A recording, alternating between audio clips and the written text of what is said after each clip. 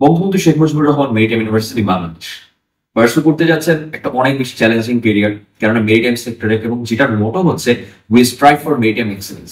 তার মানে নানান রকম প্রশ্ন, ভাইয়া আমি কি শিপে জব করবো, ভাইয়া আমি কি সমুদ্রে যাবো, ভাইয়া আমি কি নৌবাহিনীতে চাকরি করবো, নানান রকমের সমস্যা।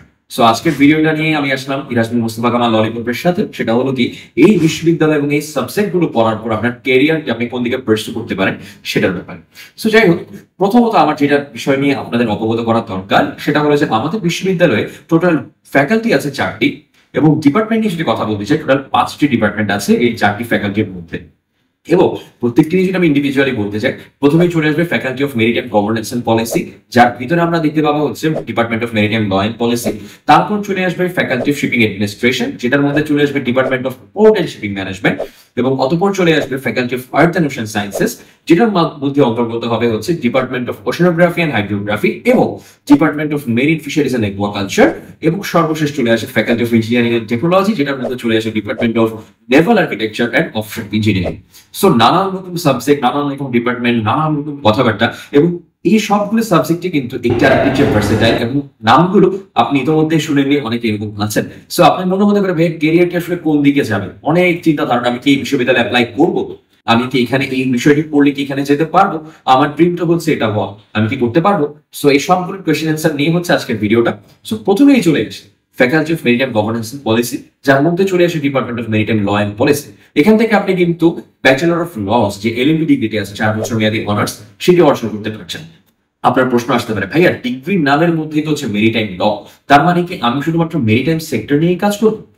বিন্দুমাত্র নয়, আপনি কিন্তু জেনারেল ল এর পাশাপাশি আপনার যে মেরিটাইম ল রিলেটেড সাবজেক্ট এবং কোর্সেস গুলো আছে সেগুলো এটার মধ্যে ইনক্লুডেড। এবং আপনি কিন্তু শুধুমাত্র কোর্ট প্র্যাকটিস অথবা হচ্ছে আপনার মনে হতে পারে যে ভাইয়া ল পড়ে কি আমি শিখে চলে যাবো মেরিটাইম ল দেখে, বিন্দুমাত্র এরকম কি নয়। কিন্তু মেরিটাইম ল করার পর আপনি কিন্তু ইউনাইটেড নেশনস রিলেটেড যতগুলো কাজকর্ম আছে সেখানে মেরিটাইম সেক্টর, আনক্লস, ইটলস এগুলো রিলেটেড কাজকর্ম করতে পারেন, অথবা কোনো অর্গানাইজেশন আপনি হিউম্যান রাইটস রিলেটেড কাজ করতে পারেন, কিংবা আপনি ইন জেনারেল কোর্ট প্র্যাকটিস করতে পারেন, সেটা সিভিল ম্যাটার হোক, ক্রিমিনাল ম্যাটার হোক।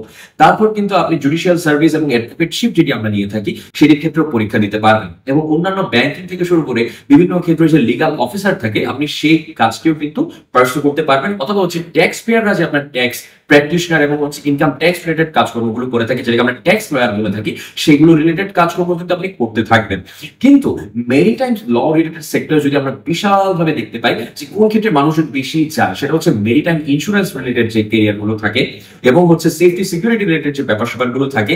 কোন একটা রুলস কেউ ভায়োলেট করলো, কোন একটা দুর্ঘটনা কেউ ঘটিয়ে ফেললো, তখন হচ্ছে কিন্তু যাকে সর্বপ্রথম ডাক দিতে হবে মেরিটাইম ল রিলেটেড যিনি একজন এক্সপার্ট থাকেন তাকে ডাক দিতে হবে। কেননা কোন লো ভায়োলেট করলো এবং সেটার কম্পেনসেশন কি হবে এবং সেটা রিলেটেড রিমেডি কি হবে সেটা কিন্তু একজন মেরিটাইম লিগাল এক্সপার্টই দিতে পারবে। সো এটা চলে গেল আমাদের প্রথম ফ্যাকাল্টি এবং প্রথম ডিপার্টমেন্ট নিয়ে কথা।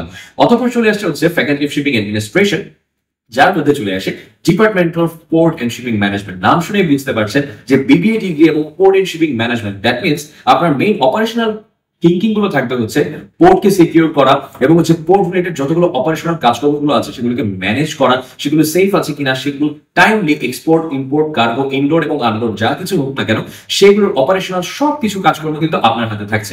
দ্যাট মিনস একজন পোর্ট, কাস্টমস এবং অন্যান্য ক্ষেত্রে আপনার যে ডকইয়ার্ড গুলো আছে সেগুলো পরিচালনার জন্য একজন ইন জেনারেল যিনি অফিসার থাকেন সেগুলো কাজকর্ম আপনি করতে পারেন। অথবা যে কোনো কর্পোরেট জবস আপনার ইচ্ছা যে ভাইয়া আমি হচ্ছে কোনো মার্কেটিং সেক্টর অথবা কোনো ম্যানেজমেন্ট সেক্টর অথবা কোনো পিএলসি কোম্পানিতে আমি জব করবো, আপনি সেখানেও করতে পারেন। অথবা কোনো উন্নত মানের ফ্রেট ফরওয়ার্ডিং কোম্পানি আপনি নিজে দিতে পারেন। এবং বিশ্বের নাম করা কিছু কোম্পানি আছে যেগুলোকে আমরা চিনে থাকি ডিএইচএল, তারপর যদি ফেডারেল এক্স, এরকম কোম্পানিগুলোর মধ্যে কিন্তু আপনি কাজকর্ম করতে পারবেন। এবং ইন জেনারেল কিন্তু আপনার জন্য যত সরকারি চাকরি আছে সেগুলো কিন্তু খোলাই আছে। তারপর চলে আসি faculty of earth and ocean sciences, এটার মধ্যে দুটো ডিপার্টমেন্ট দেখতে পাচ্ছি, একটা হচ্ছে ওশানোগ্রাফি এন্ড হাইড্রোগ্রাফি এবং আরেকটা হচ্ছে মেরিন ফিশারিজ এন্ড অ্যাকুয়াকালচার। এই দুটো ডিপার্টমেন্টের দুটো সাবজেক্ট গুলো নিয়ে কিন্তু মানুষের মনে নানান রকম প্রশ্ন চলে আসে, ভাই আমি ওশানোগ্রাফি হাইড্রোগ্রাফি করছি, আমার কি শিপে চলে যেতে হবে? আপনি শিপে থাকতে পারবেন, কেননা আমাদের বিশ্ববিদ্যালয় থেকে আপনার যতগুলো হচ্ছে কোর্সের মধ্যে ইনভলভ ফিল্ড ট্রিপ আছে, যতগুলো হচ্ছে আপনার ল্যাবরেটরি প্রসিজার আছে, এগুলো কিন্তু কিছু অংশ তারা শিপে গিয়ে বে অফ বেঙ্গল চ্যানেলে গিয়ে কিন্তু তারা পরিচালনা করে থাকে। এখান থেকে আপনি কিন্তু এটা বলতে পারেন যে ভাই আমি সিতে গেলাম না কি ওশানোগ্রাফি পড়লাম, নো ব্রাদার, পার্মানেন্ট ক্যাম্পাস যখন আসছে তখন কিন্তু আপনি ঠিকই কর্ণফুলী তীরে বসে কিন্তু এই বিশ্ববিদ্যালয়ের সাবজেক্টগুলো পড়াশোনা করার মজাটা নিতে পারছেন। আপাতত কিন্তু আমরা টেম্পোরারি ক্যাম্পাসে আছি, বাট 106 একরের যে পার্মানেন্ট ক্যাম্পাস সেটি কিন্তু আপনাকে বিন্দু মাত্র নিরাশ করবে না যে আপনি মেরিটাইম রিলেটেড কোনো সাবজেক্ট পড়ছেন না এটা নিয়ে। সো ইয়েস, ওশেনোগ্রাফি এবং হাইড্রোগ্রাফি নিয়ে আরো কিছু যদি বলি, সেটা হচ্ছে সমুদ্রের তলদেশে কিন্তু হাজার হাজার সম্পদের বিস্তার আমরা জেনে থাকি। সেটা হচ্ছে কোনো মৎস্য সম্পদ হোক, সেটা হচ্ছে কোনো তেলজ সম্পদ হোক, সেটা হচ্ছে কোনো ধরনের নানান রকম খনিজ সম্পদ হোক, আপনি সবকিছু নিয়ে গবেষণা করতে পারবেন। এবং আমরা এটাও জানি যে কোন অঞ্চলের বা কোন পোর্শনের বে অফ বেঙ্গলের পানির পরিমাণ কিরকম এবং সেটি ডেন্সিটি, সেলিনিটি, আমরা এগুলো নিয়ে হচ্ছে কথাবার্তা বলি থাকি অনেক সময় আমাদের এই সকল সাবজেক্ট গুলোর মধ্যে। আপনি সেগুলো রিলেটেড যে গবেষণাগুলো আছে, অনেক হায়ার লেভেলের পিএইচডি প্রোগ্রাম গুলো আছে, সেগুলো অব্দি পর্যন্ত যেতে পারবেন হায়ার স্টাডিজ লেভেলে। সো তারপর চলে এসে মেরিন ফিশারিজ এন্ড একুয়াকালচার। অনেকের মনে হতে পারে এখানে কি শুধু ফিশারিজ নিয়ে পড়াশোনা হয় না, ফিশারিজ হচ্ছে আপনার মেজর, বাট আপনার মেরিন একুয়াকালচার রিলেটেড আরো যতগুলো সাবজেক্ট আছে, ভার্টিব্রেটস এবং যদি আরো কিছু সাবজেক্ট বলি যেগুলো আপনার কেমিক্যাল অথবা হচ্ছে ফিজিক্স, এই ধরনের মানে টার্মিনোলজি রিলেটেড যে সাবজেক্টগুলো আছে এগুলো কিন্তু আপনার সাব সাবজেক্ট হিসেবে থাকবে, বাট আপনার মেইন কোর মেজরটা হয়ে যায় ফিশারিজ রিলেটেড। সো আপনি এখান থেকে সব ধরনের জ্ঞানটি আহরণ করতে পারবেন এবং নিজের যেদিকে ইচ্ছে থাকে, আপনি যদি সায়েন্সে থাকতে চান এবং আপনি যদি কোনো অন্যান্য ক্ষেত্রে সুইচ করতে চান, তাহলে কিন্তু আপনি ইজিলি আপনার শাখা প্রশাখা বিস্তার করে সুইচ করতে পারবেন। সো ক্যারিয়ার যে আপনার সীমাবদ্ধ হয়ে যাবে কিন্তু বিন্দু মাত্র নয়। তারপর চলে আসে সর্বশেষে faculty of engineering and technology, যেটাকে আমরা এফইটি এবং যার আন্ডারে পড়ছে naval architecture and offshore engineering. আমরা এদেরকে বলে থাকি যে ভাই তোমাদের সাবজেক্ট হচ্ছে বাংলাদেশের মধ্যে শুধু 3টে জায়গাতে আমরা দেখতে পাই, যেটার প্রথম অংশ নেভাল আর্কিটেকচার এবং পরের অংশ হচ্ছে মেরিন ইঞ্জিনিয়ারিং, অথবা হচ্ছে আমাদের এখানে যেটাকে স্পেশালি বলা হয়ে থাকে অফশোর ইঞ্জিনিয়ারিং।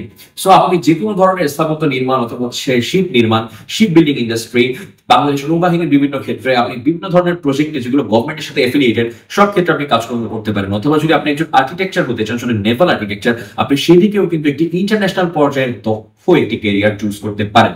সো ইয়েস, এখানে পড়লে আমি যদি সারাগুলো আপনাকে বলতে পারি সারসংক্ষেপ হিসেবে, সেটা হচ্ছে আপনার সাবজেক্ট গুলো হয়ে যাবে অন্য 10 জনের চেয়ে মাথাপিছু ক্ষেত্রে একটু ভিন্ন। সো আপনি বাকি 10 জনের চেয়ে ক্যারিয়ারের দিক থেকে কিন্তু একটু স্মার্টলি এগিয়ে থাকবেন। সো বর্তমান টেকনোলজির যুগের সাথে তাল মিলিয়ে চলতে গেলে এবং সব গবেষণার ক্ষেত্রটিকে সেটা একটা বিচ্ছিন্নভাবে আপনি দেখতে চান, তাহলে কিন্তু মাস্ট বি দেখবেন যে আমাদের যতগুলো সাবজেক্ট আছে সবগুলো কিন্তু আপনি একটি ডিফারেন্ট টেস্টের ক্যারিয়ার আপনাকে দিচ্ছে।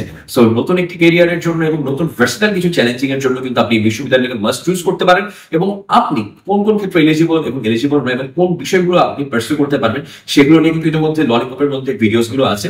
চ্যানেলটিকে সাবস্ক্রাইব করবেন। আপনার সাথে ছিলাম এতক্ষণ আমি Iraj bin Mustafa Kamal, department of medical law and policy থেকে। সো ললিপপের সাথে অনেক অনেক বেশি শেয়ার করুন এবং আপনার যতগুলো প্রশ্ন এবং অনেকগুলো কোয়েরিজ আছে সবগুলো কমেন্ট বক্সে জানিয়ে দিবেন, তাহলে দেখবেন যে আমরা কিছুটা সমাধান করতে সম্ভব হয়েছে। এবং এই তো শেয়ার করার মাধ্যমে বন্ধুদের সাথে থাকবেন। ধন্যবাদ।